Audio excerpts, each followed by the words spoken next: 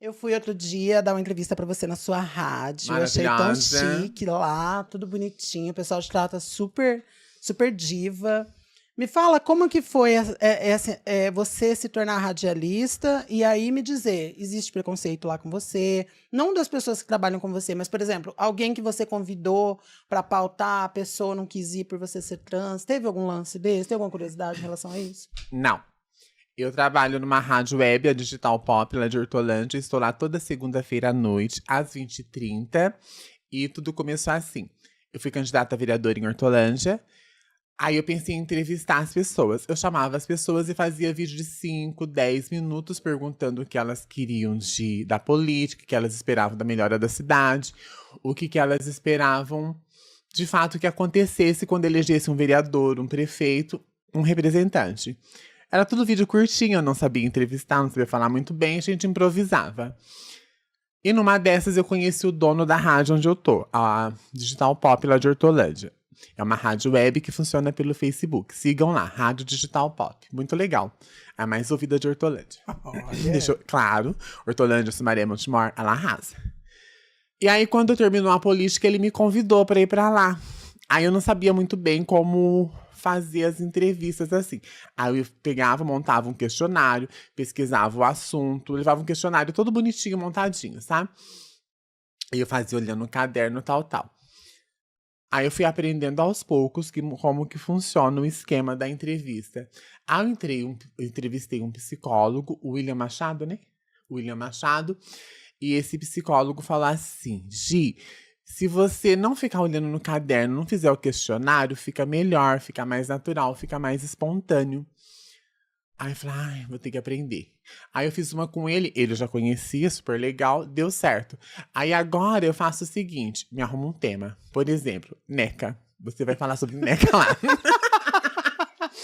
Aí eu olho pra você e pergunto tudo sobre NECA. Você vai ter que me dar uma aula. E eu pergunto tudo nos mínimos detalhes. Desde o que é esmegma e muito mais. Esmegma? Esmegma. Ela já não ia saber falar de NECA. É o nome do queijo. Mentira! É o nome científico do queijo. Não, do queijo, que é o queijo ralado que fica no...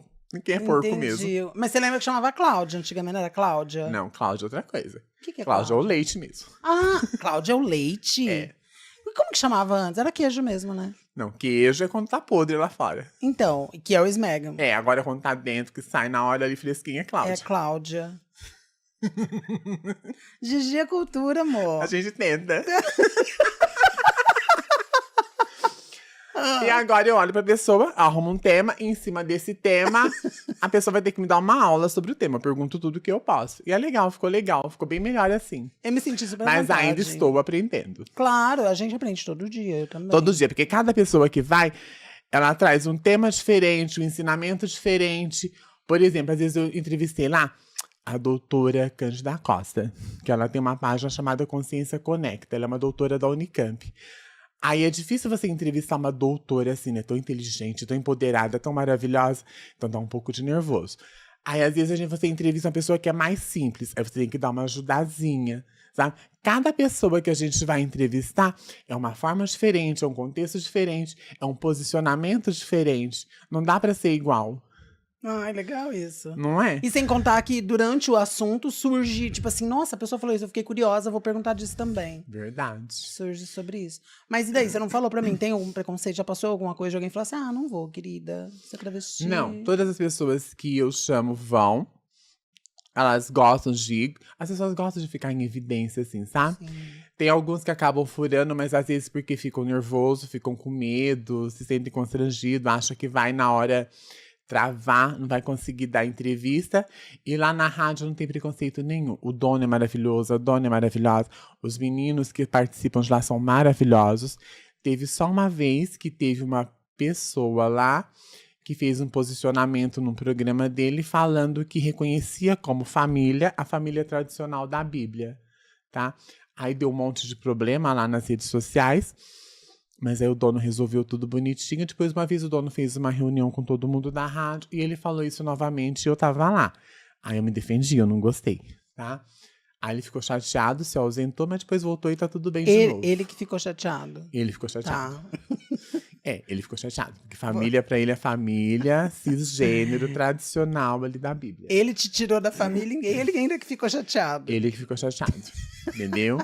Ele Tá entende. vendo que a gente passa? Ele não entende, por exemplo, a família moderna de hoje, né? A família inclusiva, a família que a gente constrói, a família que a gente opta. Sim. E morou dentro de uma casa, tem vínculos afetivos, é família. Lógico. Eu coloco até mais pets, né? Porque tem muita gente que tem os pets como família também. Até mais, considera até mais que alguns familiares Tem. mesmo, né? E quais são os seus planos dentro da rádio, assim? Aprender. Eu vou levando, eu não faço plano, eu não faço projeto. Eu gosto de aprendendo, as coisas vão acontecendo. Eu não gosto muito de fazer planos, não. Mas é uma rádio bem assim, conceituada lá em Hortolândia, que cresce bastante. Eu cresço junto com a rádio. A gente vai junto. É um trabalho quase voluntário ou não? Você tem salário? Quase voluntário. Quase voluntário. Quase patrocínio. voluntário. A rádio tem patrocinadores, tem bastante patrocinador. Mas aí fica com o chefe, né? Claro. Entendi. Nossa, gente, o povo tá mandando pergunta. Será que eu já leio a pergunta agora ou a gente prossegue aqui? Vamos prosseguir aqui primeiro. Você precisou fazer algum curso, alguma coisa, ou foi tudo na raça? Foi na raça, aprendi na raça. Tipo assim, autodidata mesmo. E aí, com isso, eu te pergunto. Você tem escolaridade? Estudou? Se em algum momento você saiu? Por que você saiu? Porque eu queria entrar também na pauta das meninas trans e travestis na escola. Vamos lá. Eu estudei até o 3º ano do magistério. Eu fiz até a 8ª série lá no Glicério, em Campinas, onde é a Praça São Benedito. Aí eu saí de lá do Glicério e fui para Sumaré, no Anchieta, fazer magistério, tá? Aí eu fiquei 3 anos no Anchieta, mas o Anchieta é uma escola municipal.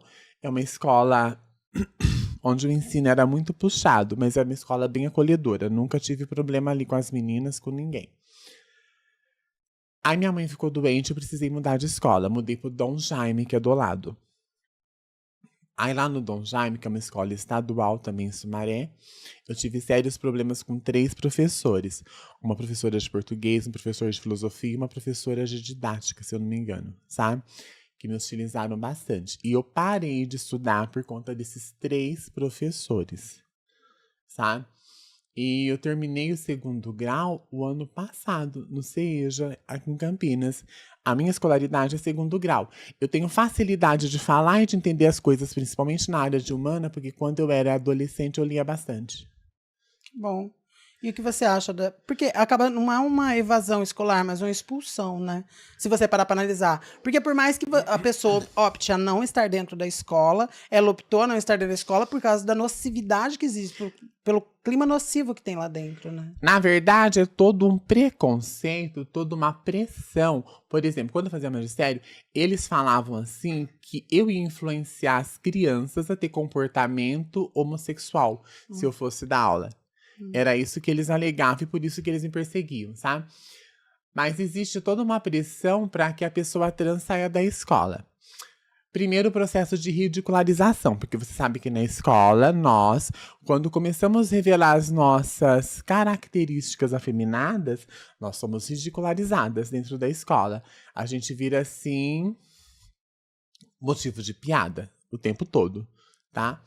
Aí tem a pressão dos professores que querem mudar o nosso comportamento e que nos olham com hostilidade e cobram da gente um comportamento mais viril, de menino, vamos falar assim.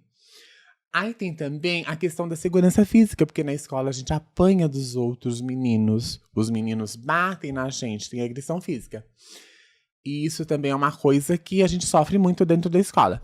Na hora do esporte, nós não gostamos de participar dos esportes de meninos. Por exemplo, jogar futebol. Você se vê jogando futebol? Não. Nem eu, tá? Então, assim, é um ambiente que nos exclui totalmente, sabe? Aí chega uma fase, por exemplo, de 5ª, 6ª série que a gente não suporta mais. Porque esses meninos, eles crescem, começam a desenvolver a puberdade, ficar mais forte, a bater com mais força. A expressão se torna muito mais forte, o processo de ridicularização se torna muito maior.